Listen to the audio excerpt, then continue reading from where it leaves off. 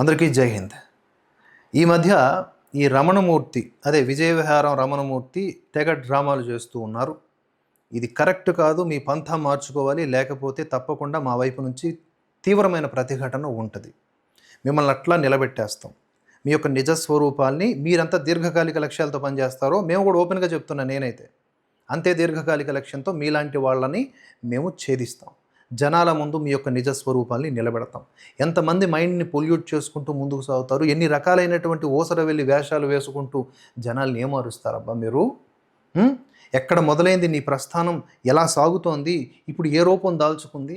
ఒకప్పుడు రాముణ్ణి కృష్ణుణ్ణి దూషించినటువంటి నీ నోరు ఈరోజు రాముడు మాకు ఆదర్శం, మేము హిందువులం అని చెబుతోంది అంటే అస్సలు సిగ్గు, మానం, మర్యాద, ఎథిక్స్, మోరల్ గ్రౌండ్స్ ఏమీ లేకుండా బిహేవ్ చేస్తున్నట్లుగా స్పష్టంగా అర్థమవుతోందిగా. నీ మీద జరిగిన దాడిని ఖండిస్తూనే చేస్తున్నటువంటి విమర్శలు ఇవి. ఎస్, నీ మీద దాడి చేయటం సిగ్గుచేటు. దాడి చేసిన వాడి సంగతి తర్వాత చెప్తాను నేను. చేయడం సిగ్గుచేటు. నీలాంటి వాళ్ళకి దాడి చేయాల్సిన అవసరం లేదు. నీ ఎత్తుగడల్ని, నీ ఎజెండాల్ని జనాలకు చూపిస్తే చాలు, నువ్వు నిర్వీర్యం అయిపోతావు. నీ చుట్టూ ఉన్న మంది మార్బలం అంతా కూడా గంపాగుత్తగా ఏమిటి అంటే జరాసంధుడు తీసుకొచ్చినటువంటి రాక్షసుల సముదాయం మాదిరి. కృష్ణుడు ఏ విధంగా జరాసంధుడితో అట్లా ఓడిపోయినట్లుగా నటిస్తూ, లేదా ఒకసారి ఓడగొట్టాడని మళ్ళీ చంపకుండా నువ్వు మళ్ళీ తీసుకురారా నీ యొక్క బెటాలియన్ని అన్నప్పుడు మొత్తం ఆడు రాక్షసుడు కాబట్టి రాక్షస బ్యాచనతో తీసుకురావడం, మళ్ళీ చంపడం, నరుకుడే. అట్లా ఇప్పుడు ఏం జరిగింది? అది అప్పుడు కాబట్టి నరుకుడు. ఇప్పుడు ఏంటంటే సోషల్ మీడియాలో ఉతుకుడే. మీ యొక్క నిజస్వరూపాలని తీసి జనాల ముందు పెట్టుడే. మొత్తం బ్యాచ్ అంతా భలే ఉన్నారు అసలు. రమణమూర్తి ఏదో అనుకున్నా కానీ అబ్బబ్బబ్బబ్బా, నీ కథ, స్క్రీన్ ప్లే, దర్శకత్వం, సినిమాలు తీస్తే బాగుంటుంది. శేఖర్ కమ్ముల ఎలాగూ ఫ్రెండే. ఆ శేఖర్ కమ్ములకు సంబంధించినటువంటి ఫ్రెండ్స్ లిస్ట్లో ఉన్నటువంటి మోస్ట్ పాపులర్ రైటర్ అది మీ దృష్టిలో. పింగళి చైతన్య ఫ్రెండే. ఆవిడ కోసం నువ్వు ఒక హత్య చేసావు, ఫ్రెండ్షిప్ కోసము, అది కూడా నిజమే. నీవే ఒప్పుకున్నావు మీడియా ముఖతః చంపానని చెప్పేసి అని చెప్తున్నారు బయట. దానికి సంబంధించిన ఆధారాలు ఇక్కడ ఉన్నాయి. ఇన్ని చేసేసి శుద్ధపూసలాగా శాంతి వచనాలు వల్ల వేస్తున్నటువంటి నీ యొక్క నిజస్వరూపాన్ని ఎవరు గమనించట్లేదు ఇక్కడ. ఎందుకు నీలాంటి వాళ్ళని మేము ప్రశ్నించకూడదు? నువ్వు హిందుత్వం అనే పేరుని ఎందుకు అడ్డం పెట్టుకుంటున్నావు? నువ్వు పని చేయి. నాకు హిందుత్వం నచ్చదు, హిందూ విధానాలు నచ్చవు, ఇదిగో హిందుత్వంలో పలానా మూఢనమ్మకాలు ఉన్నాయి, పని చేయవా, ఓపెన్గా మాట్లాడు. నాకు పలానా మతం నచ్చుతుంది, ఈ మతం నచ్చదు, నాది ఈ మతం అని చెప్పేసి నీ ఒరిజినాలిటీని బయటకు చూపించుకొని బిహేవ్ చేయి. అలా కాకుండా ఈ దొంగ బుద్ధులేంటి, ద్వంద్వ వైఖరులేంటి, హిపోక్రసీ ఏంటి? కనుక ఈ రమణమూర్తి బయోడేటా అనేది మనం గమనిస్తే మనకు తెలుస్తుంది. 2005లో ఈ రమణమూర్తి తన కంపెనీలో పార్ట్నర్గా ఉన్న నవీన్ను హత్య చేయించాడు. ఈయన జైలుకి వెళ్ళాడు, జైలు నుంచి బయటకు వచ్చాడు ఈయన. ఇంకా హత్య కేసు అలాగే ఉందట. వాడే మీడియా ముఖంగా ఒప్పుకున్నాడు, జైలు శిక్ష అనుభవించాడు. మావోయిస్టు సానుభూతి పరులుగా ఉన్న పింగళి చైతన్య, పింగళి దశరథరామ కూతురు, తనకు క్లోజ్ ఫ్రెండ్ అని ఆవిడ కోసమే నవీన్ను హత్య చేసినట్లుగా మీడియాలో చెబుతూ, మళ్ళీ ఇంకెవరైనా అలా చేస్తే వాళ్లను కూడా హత్య చేస్తామని ప్రకటించిన వెధవ వీడు అంటూ రాశారు అక్కడ. ఇలాంటి పదప్రయోగాలు నాకు ఇష్టం ఉండవు. మహా అయితే ఏకవచనంతో సంబోధిస్తాను కోపం వచ్చినప్పుడు. కానీ అక్కడ ఉంది కాబట్టి చదివేస్తున్నా. దీని ద్వారానే సమాచారం మీకు అందిస్తున్నా కాబట్టి. ఇదే సోర్స్ నాకు. అప్పట్లో పలు మీడియా మాధ్యమాల్లో వార్తలు కూడా వచ్చినాయి, అవి కూడా చూపిస్తాను. అటువంటి విజయవిహారం రమణమూర్తి ఇతగాడు ఏంటి, అర్బన్ నక్సలా, యాంటీ హిందువా, యాంటీ నేషనా, ఏమందాం? వీళ్ళు ప్రో హిందువుగా కనిపిస్తున్నారు. ఆ పక్కన ఇంకోడు ఉన్నాడు, ఆడెవడో, వాడి సంగతి చెప్తా. వాడు ఒకప్పుడు ఆర్ఎస్ఎస్లో ఉండి అక్కడేదో ఎదవ పని చేసి బయటకు వచ్చి స్వామీజీ వేషం వేసి నరుకుతా చంపుతా అంటున్నాడు. నీకుందరా, గట్టిగా ఉంది. ఎందుకంటే నీ భాషా ప్రయోగం వల్ల నీకు ఇచ్చేటటువంటి రెస్పెక్ట్. కాషాయం కట్టేసుకుంటే మనల్ని అది కాపాడేస్తుంది అనుకుంటున్నావేమో. కాషాయం చాలా పవిత్రమైంది. దాని ద్వారా చెడు చేయాలనుకుంటే అది నిన్ను ఇట్లా క్రష్ చేస్తుంది. నీ కర్మ ద్వారా క్రష్ చేస్తుంది. ఎవరేం చేయక్కర్లా, అంత పాపం చేస్తున్నావు నువ్వు. ఇలాంటి విషయాల పట్ల ఏమీ నమ్మకం లేకపోయినా universal law is universal law. నీకు మోదీ నచ్చకపోయినా ప్రధానమంత్రే ఆయన రూలింగ్లో ఉన్నంతకాలం. నీకు రాజ్యాంగం ఇష్టం ఉన్నా లేకపోయినా దాని అండర్లోనే పనిచేయాలి. అదర్వైజ్ నువ్వు చట్టవిరుద్ధంగా ఉన్నట్లు. అలాగే యూనివర్సల్ లా అనేది ఒకటి ఉంటుంది. ఈరోజు కాషాయాన్ని వాడుకొని నామాల్ని పెట్టేసుకొని అటు ఇటు రకరకాల నామాల్ని పెట్టేసుకొని హిందువులుగా ప్రొజెక్ట్ చేసుకుంటున్న మీరంతా కూడా దొంగలే. హిందువులకు వ్యతిరేకంగా పనిచేస్తున్న హిందూ రూపంలో ఉన్నటువంటి దొంగలే. ఇదిగోండి ఈ రమణమూర్తి తాలూకా అసలు స్వరూపం ఇది. ఈ పింగళి చైతన్య మీద రీసెంట్గా ఎన్ఐఏ దాడులు జరగడం తెలిసిందే. డైరెక్టర్ శేఖర్ కమ్లా కూడా వీళ్లకు మంచి మిత్రుడు. Naga Chaitanya love story cinema ద్వారా వచ్చిన డబ్బులతో మావోయిస్టు కేసులు అరెస్ట్ అయిన ప్రొఫెసర్ సాయిబాబా కుటుంబానికి ఆర్థిక తోడ్పాటు కూడా అందించారు. ఇదంతా ఒక మావోయిస్టు మాఫియా, అర్బన్ నక్సల్స్ ముఠా, ఫేస్బుక్లో కమ్యూనిజం, హేతువాదం, అంబేద్కరిజం, సెక్యులరిజం, కొత్తగా కాక్రోచిజం అని సొల్లు కబుర్లు చెప్పే వాళ్ళంతా ఎంత లేకి వెధవలో ఈరోజు రమణమూర్తి అనే ఒక హంతకుడు, కబ్జాకోరు, దందాలు చేసుకునే బ్రతికేటటువంటి వెధవని వెనకేసుకు రావడం చూసి చాలా స్పష్టంగా అర్థమైంది. నా దేశం ధర్మం పట్ల వ్యతిరేకంగా ఉన్నవాడు ఎవడైనా సరే, ఎంత పెద్దోడైనా సరే, ఎంత నా ఫ్రెండ్ అయినా సరే, ఐ డోంట్ కేర్. అందుకని ఉన్నది ఉన్నట్లుగా చదువుతా ఉన్న Ramanamurthy. If it is not true just call me, prove చేసుకో, నువ్వు అది కాదు అని నీ వైపున వాదం చేసుకో, ఈ వీడియోలన్నీ డిలీట్ చేసేస్తా, నీ గురించి నేను మాట్లాడతా. కానీ నువ్వు ఇదే అని ప్రూవ్ అయిందంటే మాత్రం నువ్వు ఇప్పటికీ జైలుకు వెళ్లాల్సినటువంటి వ్యక్తివే. హిందువుల మీద, హిందూ ధర్మం మీద చేసిన వ్యాఖ్యలు నువ్వు డిలీట్ చేసి ఉండొచ్చు, ప్రైవేట్లో పెట్టేసుకుని ఉండొచ్చు, కానీ అవి భద్రంగా మా దగ్గర ఉన్నాయి. వాటిని ఎక్స్పోజ్ చేస్తాం, వాటి మీద కూడా మేము చట్టపరంగా పోరాడతాం.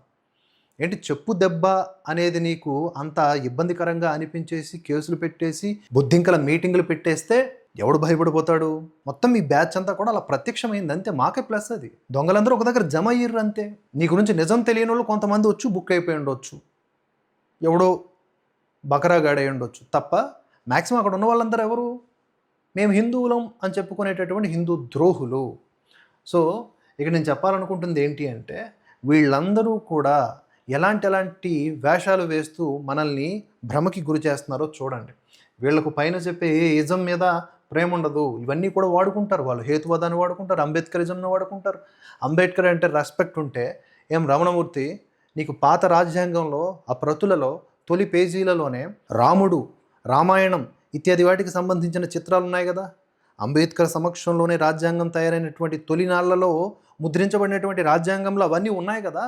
మరి రాముడికి నిజంగా అంబేద్కర్ వ్యతిరేకమైతే అంబేద్కర్ అది ఎందుకు పెట్టిస్తాడు? మీ భాషలో మాట్లాడుతున్నా.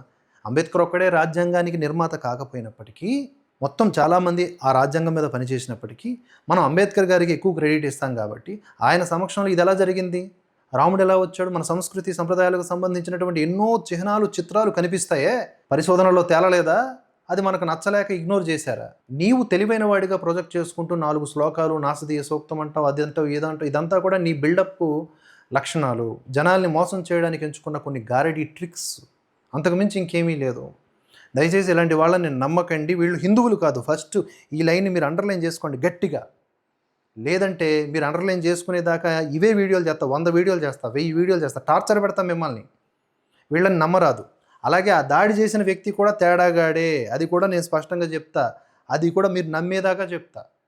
నమ్మించడానికి కాదు, నమ్మేదాకా ఆధారాలతో సహా చెప్తా. ఎందుకంటే ఎవడొచ్చి ట్రాప్ చేసినా ఈజీగా ట్రాప్ అయిపోతామంటే కరెక్ట్ కాదు.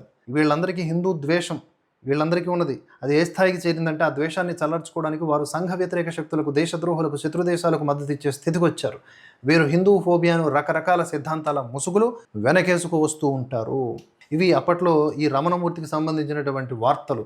2003లో నవీన్ హత్య కేసు, రమణమూర్తి అరెస్టు, దాంట్లో ఆయన ఒప్పుకున్నట్లుగా ఉంటుంది. ఇంకా క్వాలిటీ పిక్స్ కూడా ఉంటాయి, కానీ నా దగ్గర అయితే ప్రస్తుతానికి లేవు. ఇందులో చూడండి మీకు క్లియర్గా వన్ ఇండియాలో అప్పట్లో వచ్చినటువంటి వార్త 2005లో సిఐ అరెస్టు, రమణమూర్తి ఒప్పుకోలు అంటే ఒప్పుకున్నాడు ఆయన. అంగీకారం, నేరాంగీకారం తెలిపాడు. హత్య కేసు, నువ్వు హత్య చేసినావు, నువ్వు మనుషుల్ని చంపేటోడు, నువ్వు మానవత్వం లేని వంటి వాడివి. నువ్వు మళ్ళీ నేను చాలా శాంతివంతుణ్ణి, కొడితే కొట్టాడు పిల్లోడు అని ఇవన్నీ కలరింగ్ మాట్లాడదు. ఉంటే నీ వికృత రూపాన్ని యాజ్ ఇట్ ఈజ్గా ప్రదర్శిస్తూ మాతో ఫైట్ చేయి. దొంగ నాటకాలు, దొంగ ఎత్తుగళ్ళు వేసి ఈ పిల్లి వేషాలు, ఈ జిత్తుల మారి నక్క వేషాలు వేయొద్దు రమణమూర్తి. ఎట్టి పరిస్థితుల్లో అలాంటి డ్రామాబాజీ పనులు చేయకు. ఇది నీ యొక్క నిజస్వరూపం కదా, ఇది నిజస్వరూపం నీది. ఇందులో స్పష్టంగా ఉందండి. నవీన్ మూర్తి శవాన్ని కారులో మనిషి కూర్చున్నట్లుగా కట్టివేసి తీసుకువెళ్ళారు. ఒకసారి చదువుతా వినండి, కొంచెం మీరు ఓపికగా వినండి. టిమ్స్ అధిపతి నవీష్ మూర్తి హత్య కేసులో జనహర్ష మేనేజింగ్ డైరెక్టర్ రమణమూర్తితో పాటు మరో 7గురిని పోలీసులు అరెస్ట్ చేసి కోర్టులో హాజరుపరిచారు. నవీష్ మూర్తి హత్యలో రమణమూర్తి స్వయంగా పాల్గొన్నట్లుగా పోలీసులు నిర్ధారించుకున్నారు. నేరాన్ని రమణమూర్తి అంగీకరించాడు. రమణమూర్తితో పాటు మరో 7గురికి కోర్టు ఆగస్టు 9వ తేదీ వరకు 2005 వార్త ఇది జ్యుడిషియల్ రిమాండ్ విధించింది. దీంతో వారిని చర్లపల్లి జైలుకు తరలించారు. ఈ సంఘటనలో రమణమూర్తికి ఇన్స్పెక్టర్ విజయ్ సింగ్ సహకరించినట్లుగా Cyberabad police commissioner Mahender Reddy media ప్రతినిధులతో చెప్పారు. పోలీసులతో కూడా కుమ్మక్కయ్యాడు. మామూలుడు కాదు ఈయన. నవీష్ మూర్తి హత్య కేసులో ఇన్స్పెక్టర్ విజయ్ సింగ్ను పోలీసులు అరెస్ట్ చేసినట్లు తెలిపారు. ఇన్స్పెక్టర్ కూడా అరెస్ట్ అయ్యాడంట. అంత పెద్ద బయోడేటా ఉంది మనోడికి. హత్యకు ఉపయోగించిన 5 కార్లను స్వాధీనం చేసుకున్నట్లుగా తెలిపారు. 5 కార్లు వాడారా? అబ్బో, మామూలు విషయం కాదు. రమణమూర్తి మహేందర్ రెడ్డి కథనం ప్రకారం విజయ్ సింగ్ సహకారంతో ఆదర్శ్ నగర్లో అద్దెకు తీసుకున్న ఒక ఇంటికి నవీష్ మూర్తిని పిలిపించారు. అప్పటికే రమణమూర్తి అనుచరులు 3 అందులో కాపు కాచుకుని ఉన్నారు. ఇంట్లోకి వెళ్ళంగానే విజయ్ సింగ్ మత్తుమందు కలిపినటువంటి కూల్ డ్రింక్ ఇచ్చాడు. దీంతో నవీష్ మూర్తి స్పృహ పడిపోయాడు. ఆ తర్వాత సమీపంలోని హోటల్లో మరో 3 అనుచరులతో కాచుకుని ఉన్న రమణమూర్తికి విజయ్ సింగ్ నవీష్ మూర్తి సమాచారం అందించాడు. రమణమూర్తి తన అనుచరులతో అక్కడికి చేరుకుని నవీష్ మూర్తికి డైజోఫామ్ను ఇంజెక్షన్ ద్వారా ఎక్కించాడు. ఆ బాధకు నవీష్ మూర్తి మూలిగాడు. చనిపోలేదని భావించిన రమణమూర్తి అతని అనుచరులు నవీష్ మూర్తి ముక్కు నోరు మూసి హత్య చేశారు. అనంతరం నవీష్ మూర్తి శవాన్ని కారులో మనిషి కూర్చున్నట్లుగా కట్టివేసి తీసుకువెళ్లారు. రవికుమార్ అనే వ్యక్తి ముందు కారులో పోతూ నవీష్ మూర్తి శవాన్ని ఉంచిన కారుకు పైలట్ చేస్తూ వచ్చాడు. అలాగే అతడిని ఉప్పల్లోని లింగం ఇంటికి తీసుకువెళ్లారు. లింగం అద్దెకు తీసుకున్న ఇంట్లో శవాన్ని ఒక రాత్రి, ఒక పగలు, ఒక రాత్రి ఉంచారు. రాత్రి 3 గంటల ప్రాంతంలో గొయ్యి తవ్వి శవాన్ని పాతి పెట్టాలనుకున్నారు. అయితే వాన జోరుగా ఉండడంతో గొయ్యి తవ్వడం సాధ్యం కాలేదు. దీంతో లింగం ఇంటిలో కిచెన్ ప్లాట్ఫామ్ కట్టి దాని కింద పాతి పెట్టాలని ప్రయత్నించారు. ఇంత పెద్ద కథా కార్ఖానా నడిపాడు ఈ రమణమూర్తి. ఈరోజు ఇంత పొడుగాటికి అడ్డం పెట్టేసుకొని అంత పొడుగాటి లెక్చర్లు ఇస్తూ ఉంటే, అంత ఎర్రిపప్పల్లాగా జనమంతా వాడి చుట్టూ చేరుతూ ఉంటే ఎట్లా నమ్ముతారు అబ్బా? ఎట్లా నమ్ముతారు? ఇప్పుడు దీని గురించి ఏం మాట్లాడతాడో నేను చూస్తాను. ఆయన నాకు అప్రోచ్ అయితే కనుక ఇది తప్పు, డిఎస్పీ నువ్వు మాట్లాడింది తప్పు అని ఆయన కనుక ప్రూవ్ చేసుకోగలిగితే నేను ఈ వీడియోలన్నింటినీ కూడా ప్రైవేట్లో పెట్టేస్తాను. ప్రైవేట్లో కాదు, డిలీట్ చేస్తాను. క్షమాపణ కూడా చెప్తాను నువ్వు చేసినవి తప్పు కాదు అంటే. దీనికి తోడుగా నక్సలైట్లకి ఈ ఆయుధాలు సప్లై చేశాడు అనే అభియోగంలో కూడా ఇతను అరెస్ట్ కాబడ్డాడు. ఇన్ని భయంకరమైన ఆరోపణలు అండ్ కొన్ని నేరాల్ని ఒప్పుకున్నటువంటి చరిత్ర. అటు ఇబ్రహీంపట్నంలో 420 కేసులు బోలుడున్నాయి. చాలామందిని చీటింగ్ చేసినటువంటి విషయంలో అదంతా కూడా లాగుతాం. అవసరమైతే నువ్వు హిందుత్వాన్ని తప్పుడు కోణంలో ఆవిష్కరిస్తే సంస్కర్తగా, సంఘ సంస్కర్తగా మాట్లాడు. హిందుత్వంలో లోపాలుంటే, ఆచారాల్లో లోపాలుంటే మాట్లాడు, ప్రశ్నించు, ఎడ్యుకేట్ చేయి, అవేర్నెస్ చేయి. అంతేగాని ద్వేషాన్ని కనబరిచి దేశాన్ని కూడా అమ్మేసేటటువంటి విధానాలకి ఇప్పటికన్నా స్వస్తి పలుకు. నిజంగా నీకు హిందుత్వం మీద ప్రేమ ఉంటే హిందుత్వం మీద అవగాహన పెంచుకో.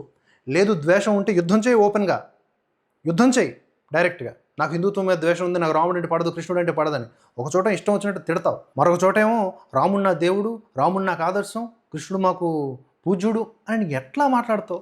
అదే కృష్ణుడిని ద్వేషిస్తూ అదే కృష్ణుడు చెప్పినటువంటి భగవద్గీత శ్లోకాన్ని అద్భుతంగా మాట్లాడతావు నువ్వు. ఇంత దారుణమైన హిపోక్రసీ, ఇదొక బతుక రమణమూర్తి. ఇప్పటికీ చెప్తున్నా, నీ మీద చెప్పు దాడి ఘటన ఏదైతే ఉందో దాన్ని ఖండిస్తూ ఉన్నా. ఇంకా నాకు అనుమానాలు ఎక్కువగా ఉన్నాయి.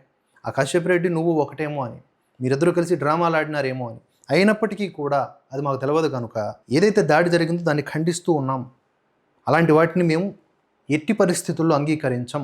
ఆ విషయంలో సానుభూతి వ్యక్తం చేస్తూనే ఇన్ని ఆరోపణలు ఉన్నటువంటి నువ్వు హిందుత్వం మీద ఇన్ని రకాలుగా విషం కక్కడం అనేది ఎంత దారుణమో దయచేసి జనాలు అర్థం చేసుకోండి. ఇలాంటి వ్యక్తులు ఇంకా చాలామంది బయట ఉన్నారు. వాళ్ళందరిది ఇదే పని, దీర్ఘకాలిక లక్ష్యాలతో పనిచేస్తారు. వీళ్ళు వైరస్ లాంటి వాళ్ళు. దయచేసి అర్థం చేసుకోండి. మరొక అంశంతో మళ్ళీ కలుసుకుందాం. అందరికీ జై భారత్.